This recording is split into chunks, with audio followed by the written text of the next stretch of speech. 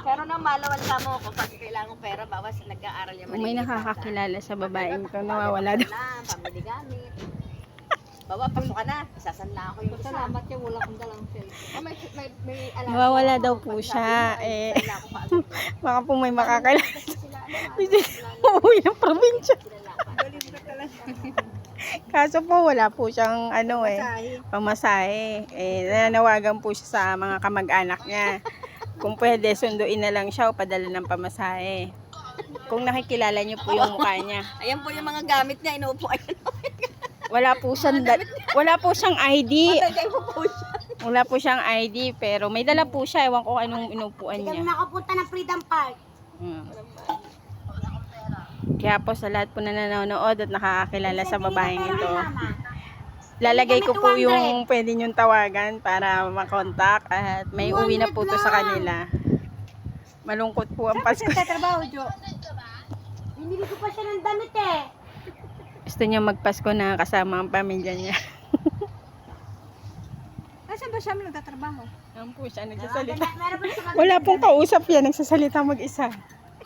Meron pa siya. Maganda lang. Binili lang walang damit eh. Sige.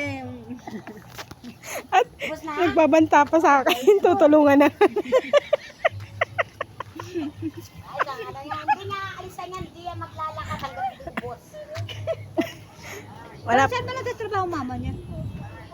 kawawa po siya, oh. Wala po siyang kausap niyan. Diyan lang sa Cheres.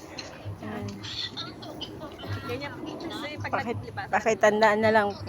Ilang araw na rin daw po siya hindi nakain at naliligo. Kiss mo raw mama, kiss. Oh! Kiss mo mama. Ate, ano nga po palang pangalan niyo? Sige. Ay, nagbabanta pa po.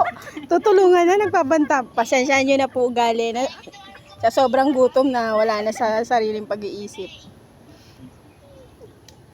Ate, ano po pangalan niyo? Natatandaan niyo po? Trabaho, Jo. Sabra nga. Ay, sabra.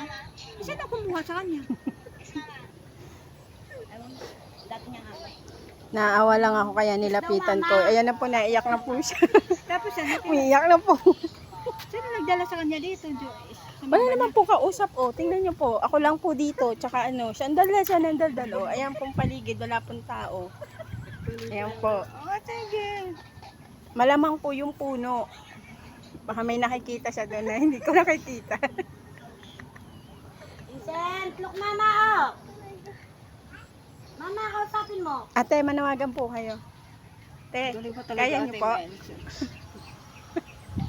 Nagmumuklo kami, wala kang papuntang freedom. Tinatawag niya akong ate Miles. Di ko naman siya kapatid. Kawawa talaga. Pupunta kami freedom pag nabayaran ni Aiza yung rep.